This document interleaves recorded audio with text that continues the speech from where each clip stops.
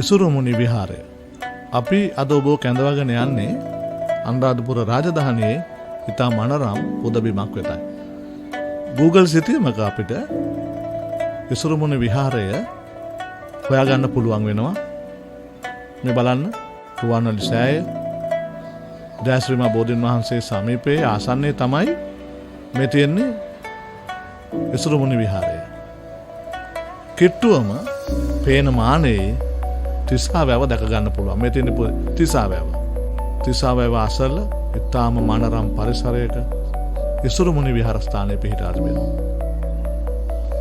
දේවානම් පියතිස්ස රජතුමා කුලදරුවන් 500ක් දෙනා මහාන කර වැඩ වාසයට ඉසුරුමුණි විහාරයේ තනව බව ඉතිහාස කතාවේ සඳහන් වෙනවා. බලන්න ඊටම මනරම් කළු ගල් කුළු උපයෝගී කරගෙන එයට සම්බන්ධ කරමින් විහාරයක් තනවා තිබීම තමයි මෙතන තිබෙන ඊටාත්ම වටිනාම වැදගත්කම.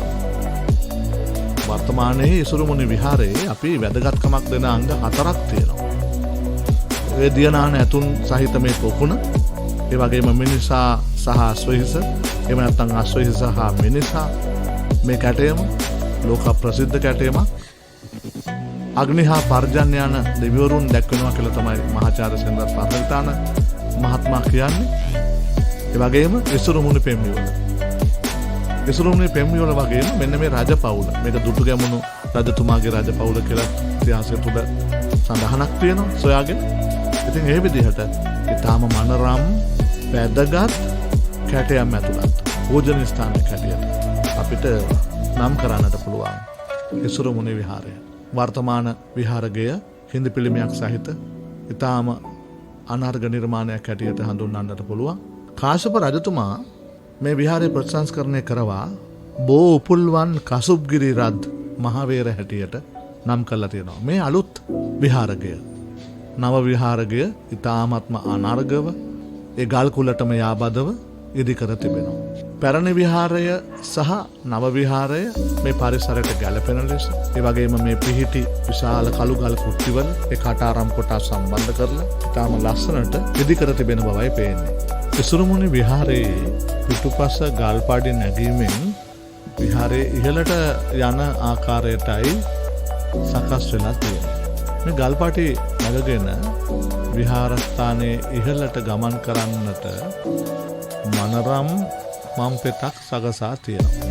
මේ මම්පෙත දිගේ ගල්පඩි නැගගෙන ඉහළට යන විට වම් පැත්තෙන් තාම මනරම් තිසා වැව, ඒ තිසා වැවේ සිහිල් සුළඟ හමන පරිසරය අපිට දැක ගන්නට පුළුවන්. මහා ගල්කුළු කීපයක් මතයි මේ අපි ගමන් කරන මාර්ගය ඉදිවී තිබෙන්නේ. හාත්පස සිසාරා දාගැබ්, ඒ වගේම මේ අනුරාධපුර රාජධානියේ ශ්‍රී විභූතිය දැක ගන්නට පුළුවන් ඉසුරුමුණි විහාරයේ මස්තකයේ සිට.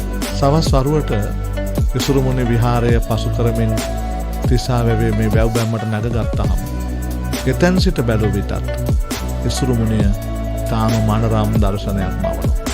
ඉහළට නැග්ග විට ඉසුරුමුණියේ සුන්දරත්වය ඔබට දැක ගන්නට පුළුවන්.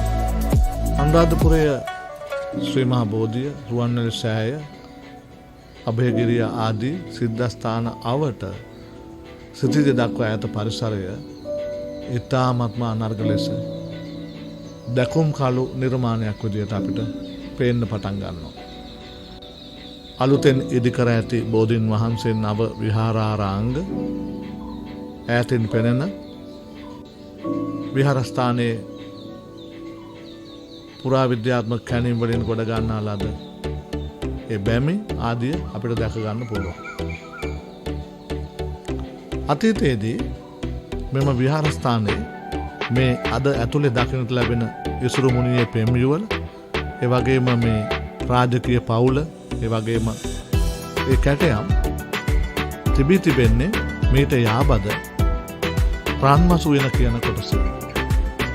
ඒ හමු වූ දේවල් එයින් ගලවාගෙන ඇවිල්ලා මේ විහාරස්ථානයේ ගල් බැම්මක තැන්පත් කර තිබී තියෙනවා. ඉන් පස්සේ මේ ගල් බැම්මෙන් ඉවත් කර තමයි මේ පුවරු අද වර්තමානයේ විහාරය ඇතුලේ කෞතුකාගාරයක රඳවා තිබෙනවා. දේවානම් පියතිස්ස රජතුමා කුලදරුවන් 500ක් දෙනා මහණ කර වැඩවාසය පිණිස මේ පුදබිම සකස් කළ බව ඉතිහාසයේ සඳහන් වෙනවා. කාශ්‍යප රජතුමා විසින් ප්‍රතිසංස්කරණය කළ මේ විහාරය අතීතයේ බෝ උපුල්වන් කසුප්ගිරි රත් මහාවිහාර ලෙස නම් කළ බවකුත් ඉතිහාසයේ සඳහන් වෙනවා. ඉසුරුමුණි විහාරස්ථානයේ වැදගත් අංග 4ක් දැක ගන්න පුළුවන් බවයි අපිට ඉතිහාසය දෙස බලනකොට දකින්න පුළුවන්. පළවෙනි දේ තමයි අශ්වහිස් සහ මිනිසා කැටයම. 6 වන සියවසේ මේ ගුප්ත සම්ප්‍රදායට අනුව නිමැවුණු ඉසුරුමුණි පෙම්යුවල කැටයම. ඒ වගේම පොකුණේ අසල තිබෙන දියනාන ඇතුන් පෙන්눔 කරන කැටයක්. ඒ වගේම දුටු ගැමුණු රජුගේ යයි සැලකෙන මේ රාජකීය පවුල දක්වන කැටයම. මේවා ඉතාමත්ම අනර්ඝ නිර්මාණ ඉසුරුමුණියේ අපිට බලා ගන්න පුළුවන්.